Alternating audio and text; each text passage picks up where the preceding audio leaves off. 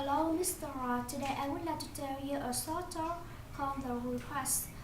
Number one, first, the speaker announced that stop was Greenwich. Next, he asked the passengers to remain seated until the train has come to a complete stop and not to stand up until they had stopped at the station because that was for their own safety. After that, he suggested checking around their seat to make sure they had left nothing behind. Finally, he thanked them for riding the commuter rail service and had a pleasant trip. Number two. First, the speaker welcomed to the Franklin Theatre. Next, she said, tonight the performance was the opening show of their 25th season. After that, she suggested members of the audience should turn off on cell phones, pagers, and recording devices before the show began, and the use of camera wasn't permitted while the actors were on stage, including video and digital cameras. Finally, she said information on upcoming shows was available in the lobby. Number three. First, the speaker introduced the voicemail of Martin's work. Next, he said he would either away from his bed or out of the office. So he suggested Russian one to speak with his assistant if they would like to make an appointment. After that, he asked them to write for the beat and leave a message. If you didn't want to speak assistant, finally he said he would return their call as soon as he could. Number four. First, the speaker announced Flight 15 was ready for boarding. Next, she suggested all passengers should line up at the gate and have their boarding pass ready to show to the flight attendant. After that, she reminded them to tell a flight attendant if they were traveling with small children or needed special assistance boarding the plane, and if their carry-on bags were too large, they may be asked to check them. Finally, she reminded there was non-smoking flight. Number five. First, the speaker announced a traffic accident downtown were causing major delays on several main roads. Next, he suggested drivers should avoid North State Street and use Constitution Avenue instead. After that, he said if they use the Constitution Avenue, they may still experience some delays because they must drive downtown. Finally, he said officials expected the delays to the several hours before. Number six.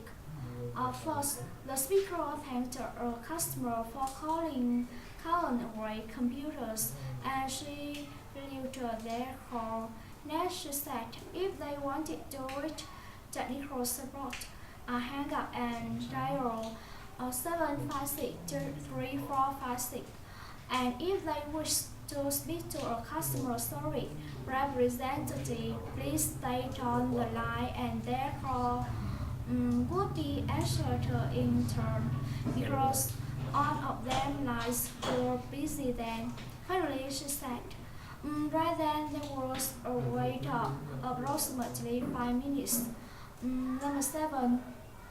First, the speaker announced Springfield had been struck by a hurricane the week before that had left millions of dollars of property damage. Next, he said thousands of people had been left homeless and could expect to spend several weeks living in the shelters. After that, he commented the city was seeking donations of food and clothing for hurricane victims.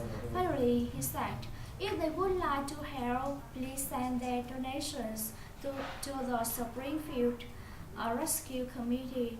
Number eight. First, the speaker introduced Miss Jackson, who had just joined the staff of the new manager's assistant. Next, she suggested all staff members should help Jason out during Jason's first few days there. As Jason learned the office routines.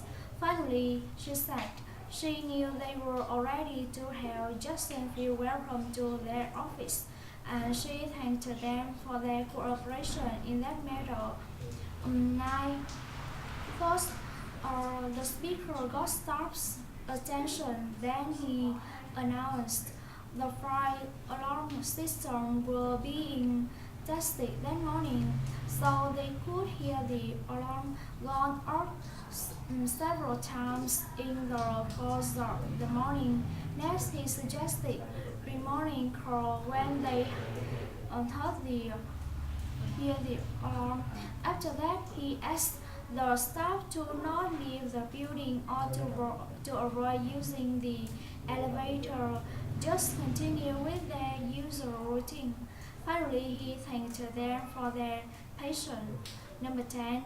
First, the speaker wanted to confirm if the driver of the white car was parked near the back entrance. Please move her car. Next, he said, she was parked illegally, so she needed to move her car immediately, or it would be a ticket. And told her after that, he said, she could park in the visitor parking area that was located near the front of the building. Finally, he explained the parking area by the back entrance was for delivery vehicles only.